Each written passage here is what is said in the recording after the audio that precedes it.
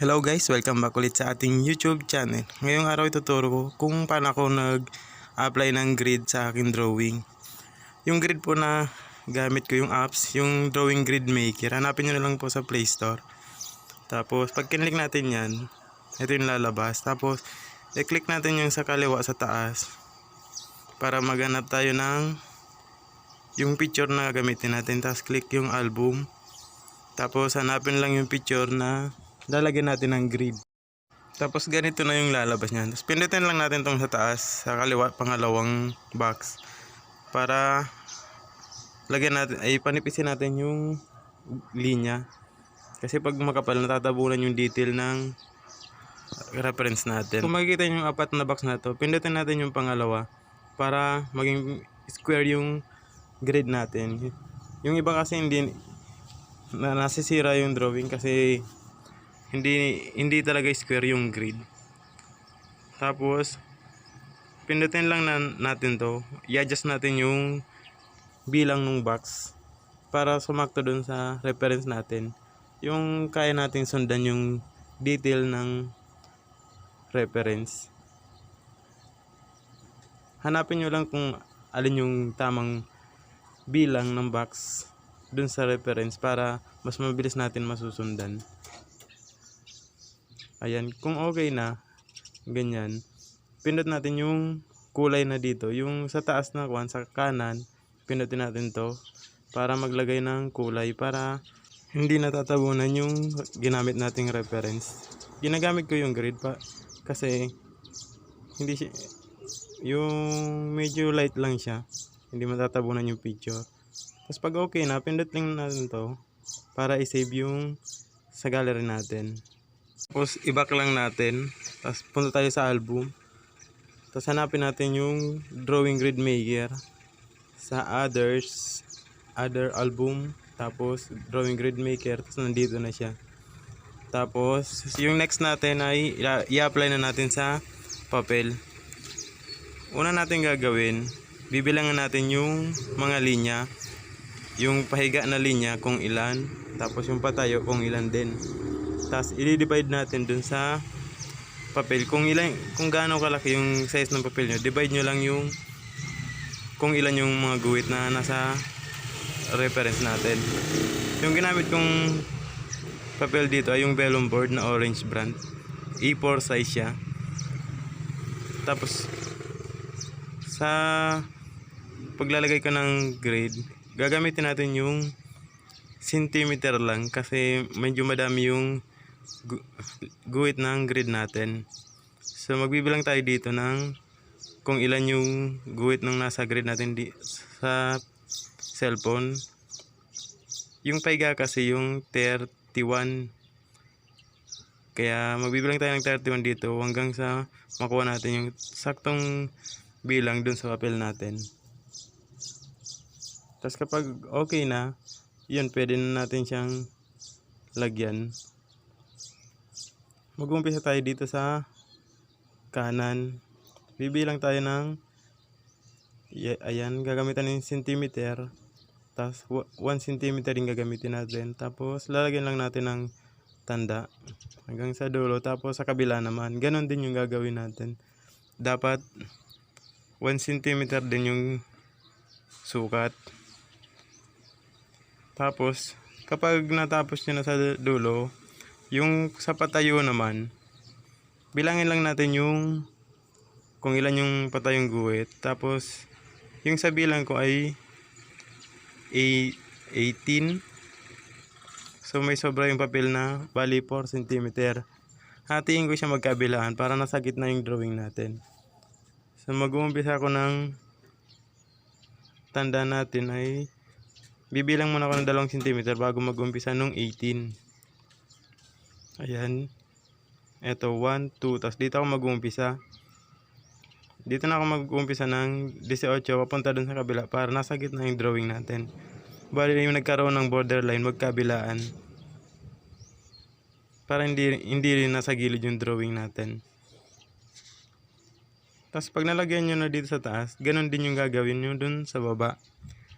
Bibilang din kayo ng 2 cm bago kayo mag-umpisa ng bilang nag 18. Oo nga pala mga idol, binibigatan ko talaga yung pag-guhit ko dito para makikita nyo talaga sa camera. Kasi kapag ginaanan ko, hindi siya nakikita sa camera. Pero dapat magaan lang dapat yung mga tanda natin dito. Para mabubura natin kapag nag-coloring na tayo. Tapos kapag tapos na, lagyan na lang natin ng guhit, ganyan. Guhitan na natin yung magkabilang gilid ng patayo, tapos isa-isayan na natin siya. Sundan lang natin yung tanda natin na una kanina. Yan, inuna ko yung patayo kasi siya yung nakasaga dun magkabilaan. Tapos kapag natapos niya ng iguhit yon, yung paiga naman, hindi na to isasagad sa gilid kasi nga meron tayong borderline na 2 cm. Kaya ganito yung gagawin natin. Dito na tayo uumpisa ng guhit sa may pinakang una na guhit na patayo. Kasi yung gilid wala na yung bilang. Tapos sundan nyo lang yung mga tanda nyo na kanina para hindi masisira yung ginagawa natin na grid. Pero dapat magaan lang talaga to. Pero binibigyan ko dito para makita nyo na mabuti. Kasi pag ginaanan ko to, hindi nakikita sa video natin. Ayun. Yan, kapag nagawa nyo na, sukatin nyo kung tama ba yung sukat ng box. Kung 1 cm nga ba yung paiga at saka patayo. Tapos kapag okay na, mag-uumpisa na tayo dito mag-sketch. Sa pag-sketch naman, bago kayo mag-umpisa, bibilangin nyo muna yung box dito sa gilid, sa taas, sa kaliwa, sa taas. Bilang kayo pababa ng box hanggang dun sa linya ng mata. So mag-umpisa kayo dito magbilang sa taas, kung ilan yung dito hanggang dun sa may bandang mata. Tapos pag yung kapantay nung sa mata, bilang naman kayo papuntang gitna, ganyan. So bilang na tayo dito sa papel. So 1, 2, 3, 4, 5, 6. Tapos dito 8. Ayan, dito tayo mag-uumpisa. Dito yung parte nung mata. Yan, umpisa na natin mag-sketch. Sa pag-sketch naman, titingnan nyo lang yung box. Yung box ng grid natin para hindi siya, minsan kasi nag-iiba yung itsura ng sketch natin kasi hindi nasusundan yung nasa grid. Dapat susundan nyo lang kung saan siya dumaan yung guhit. Katulad nitong sa mata, titingnan nyo yung isang box kung saan dumaan yung guhit ng mata. Kaya ginagamit ko yung maliliit na box ng grid kasi mas mabilis ko to makukuha. Mas mabilis siyang sundan, hindi siya magiging tabingi. Basta titingnan nyo lang yung nasa reference nyo. Tapos susundan nyo lang dun sa papel kasi parehas lang naman yung sukat ng box nun. Ayun, dapat light lang talaga yung pag-sketch nito. Pero dinidiinan ko lang ng konti para makita sa video natin, para mas masundan nyo, mas maintindihan ng manonood. Ayun lang. At kung bago ka pa lang pala sa aking YouTube channel, huwag kalimutan mag-subscribe at i-click ang notification bell para updated po kayo sa mga susunod nating video. At mag-like na din kayo at comment na din sa baba kung ano pa yung mga susunod nating gagawing video. Kung ano pa yung mga gusto nyong malaman tungkol sa pagdodrawing. Pero mas maganda kung sa coloring tayo, anime o kaya portrait. Comment kayo dyan sa baba kung anong susunod natin gagawin. Kung anime ba o portrait. Ayun lang.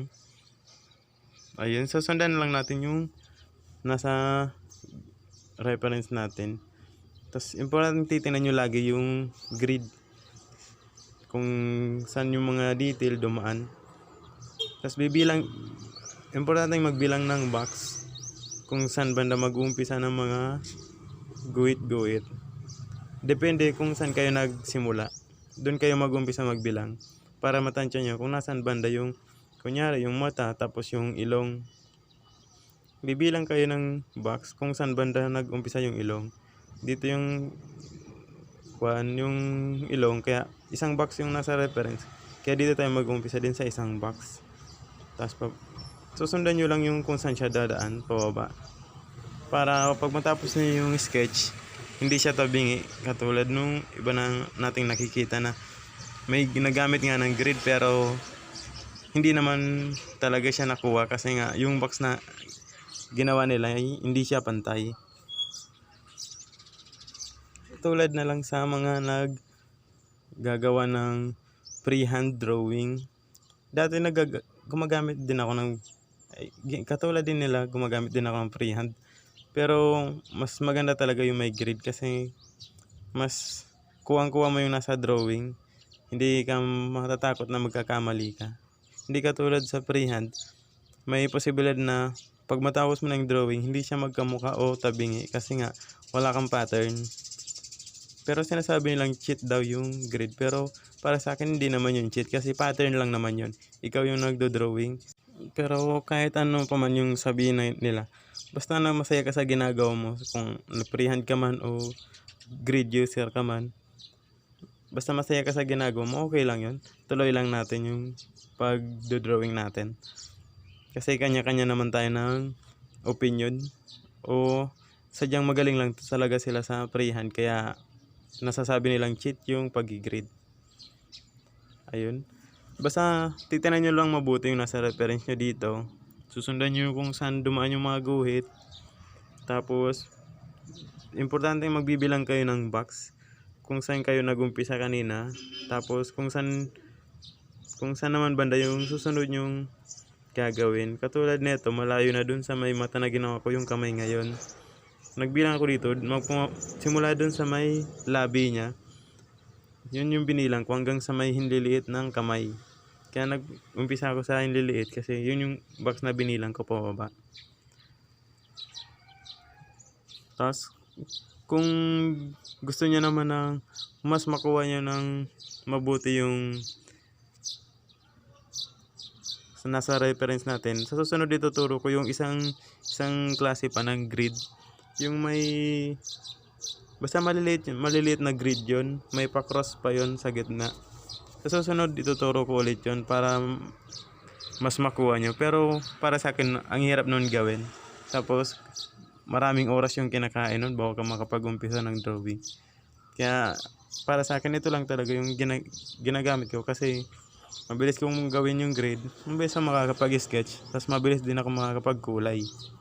Ayun, tapos habang nag-i-sketch kayo, titingnan nyo mabuti sa malayo kung parehas ba sila o kung nasusundan ba natin yung mga detail dun sa reference natin. Kasi minsan nakakalimutan natin yung magbilang ng box tapos hindi na pala nasusundan yung nasa reference natin.